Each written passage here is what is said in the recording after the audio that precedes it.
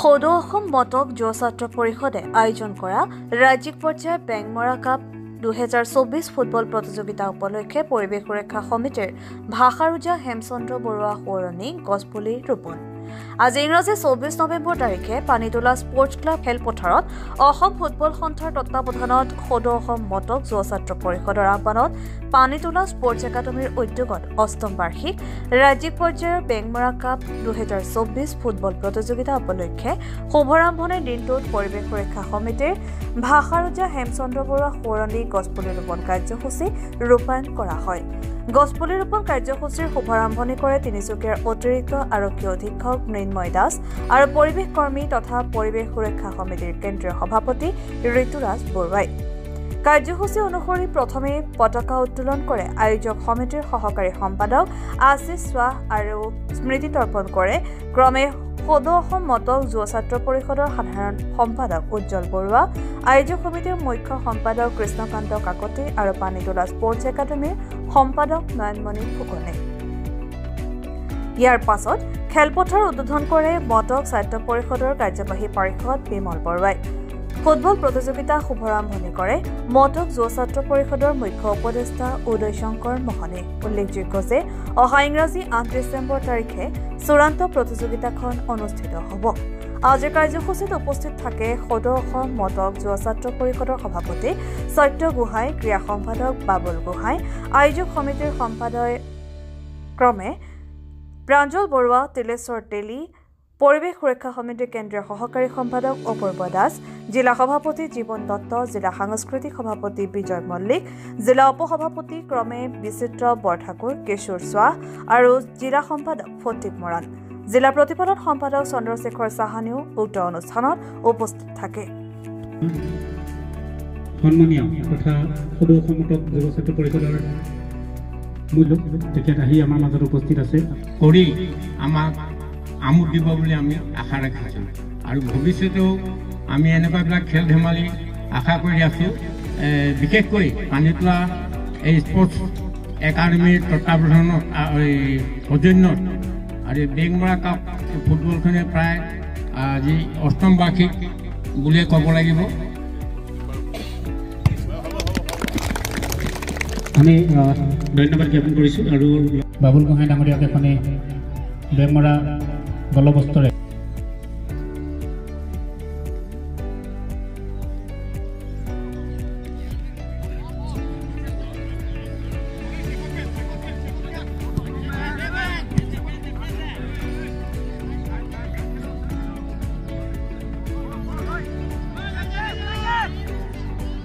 Assam football সন্থাৰ তত্বাৱধানত সদৌ অসম মটক যুৱ ছাত্ৰ পৰিষদৰ আহ্বানত বেংমৰা স্পৰ্টছ সৌজন্যৰ পানীতোলা স্পৰ্টছ একাডেমীৰ উদ্যোগত অষ্টম বাৰ্ষিক ৰাজ্যিক পৰ্যায়ৰ বেংমৰা কাপ 2024 খেলখনি আজি 24 নৱেম্বৰৰ পৰা আমি শুভাৰম্ভ কৰিছোঁ। ইতিমধ্যে আমাৰ কাৰ্যসূচী অনুসৰি পতাকা উত্তোলন, স্মৃতি ৰোপণ আৰু গছপুলি ৰোপণৰ কাৰ্যসূচী ইতিমধ্যে হৈ গৈছে আৰু খন্তেক সময়ৰ পিছতে আমি আজি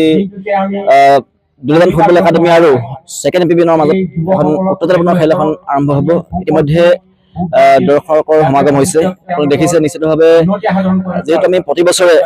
এইখন খেল অনুষ্ঠিত কৰি আহিছোঁ, গতিকে এই বছৰো আমি আশা কৰা ধৰণে আমি আজি তাৰিখৰ পৰা 24 তাৰিখৰ পৰা 8 ডিচেম্বৰলৈ টোটেল 11খন খেল অনুষ্ঠিত কৰা হৈছে। আমি অসমৰ আগশাৰী 12টাকৈ দলক আমন্ত্ৰণ কৰিছোঁ, গতিকে আমি আশা কৰা ধৰণে প্ৰত্যেক দিনাই ৰাইজৰ সঁহাৰি নিশ্চিতভাৱে আমি পাম আৰু আমাৰ কাৰ্যসূচী অনুসৰি ইতিমধ্যে আমাৰ মৃন্ময় দাস ডাঙৰীয়াই তেখেতে শুভাৰম্ভ কৰে। লগতে উপস্থিত থাকে পৰিৱেশ সুৰক্ষা সমিতিৰ সন্মানীয় সভাপতি ঋতুৰাজ ডাঙৰীয়া, লগতে আমাৰ কেন্দ্ৰীয় সমিতিৰ সন্মানীয় সভাপতি সত্য গোহাঁই ডাঙৰীয়া, কেন্দ্ৰীয় সমিতিৰ মুখ্য উপদেষ্টা উদয় শংকৰ মোহন ডাঙৰীয়া। গতিকে আমি আটাইলৈ আমি মটক যুৱ ছাত্ৰ পৰিষদৰ লগতে পানীতোলা স্পৰ্টছ একাডেমীৰ তৰফৰ পৰা আটাইকে আমি আন্তৰিক শুভেচ্ছা জ্ঞাপন কৰিছোঁ। সকলোকে আমি খেলখনি সুন্দৰকৈ উপভোগ কৰিবলৈ জনাইছোঁ। ধন্যবাদ। এই পানীতোলা অঞ্চলত যি অষ্টম আমন্ত্ৰণীমূলক বেংমৰা ফুটবল প্ৰতিযোগিতাৰ আজি আৰম্ভণিৰ প্ৰথম খেলখনত মই উপস্থিত আছিলোঁ আৰু যথেষ্ট ভাল লাগিছে আহি পেলাই। নতুন কেইবাটাও 12টা টিমেৰে এই গোটেই প্ৰতিযোগিতাখন আগবাঢ়িব অনাগত দিনত। আজি প্ৰথম খেলখনত উপস্থিতি যথেষ্ট ভাল লাগিছে। গোটেই উদ্যোক্তাসকলক ধন্যবাদ জ্ঞাপন কৰিছোঁ যে আজি তেওঁলোকে এই অনুষ্ঠানটোত আমাক আৰক্ষী বিভাগক আমাক মাতি আনিছে। আমি এই চান্সতে আমি পাব্লিকৰ লগত এটা ইণ্টাৰেক্ট কৰিব সহায় পাইছোঁ আৰু ইয়াৰ দুটা টিমকে আজি যি দুটা টিম আছে দুইজন টিমকে আমি ইতিমধ্যে শুভেচ্ছা জ্ঞাপন কৰিছোঁ যাতে খুব ভাল ধৰণে আজি খেলখন আগবাঢ়ক আৰু আজি এটা খুব ব্যতিক্ৰমী অনুষ্ঠান তেওঁলোকে এই প্ৰতিযোগিতাৰ লগতে সংগতি ৰাখি এটা বৃক্ষৰোপণ কাৰ্যসূচীও ৰাখিছে আৰু পৰিৱেশৰ লগত খেল এই দুয়োটাই আজি সমাজৰ কাৰণে যথেষ্ট মানে আজি প্ৰয়োজন আৰু জৰুৰত থকা বস্তু চ' এইটো কাৰণে প্ৰতিযোগিতাৰ লগতে বৃক্ষৰোপণ কাৰ্যসূচীটো থাকি যথেষ্ট আনন্দিত অনুভৱ কৰিছোঁ খুব এখন সুন্দৰ খেল প্ৰতি বছৰে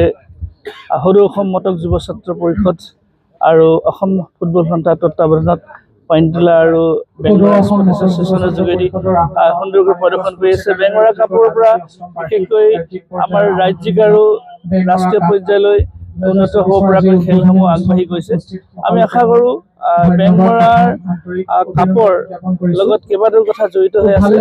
এডাল ভাল ইয়াত সংগঠকৰ জন্ম হ'বলৈ সুবিধা হৈছে আৰু এখন স্মৃতি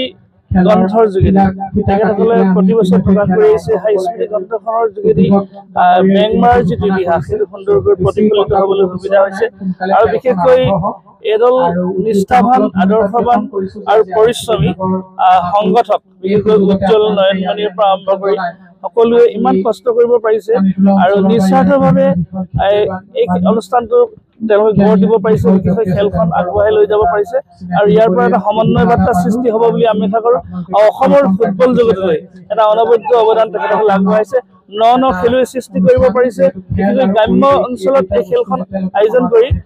অসমৰ ফুটবল জগতলৈ এটা অৱদান আগবঢ়াব পাৰিছে বুলি আমি নিশ্চয় অনুভৱ কৰোঁ আৰু আজি যি খেল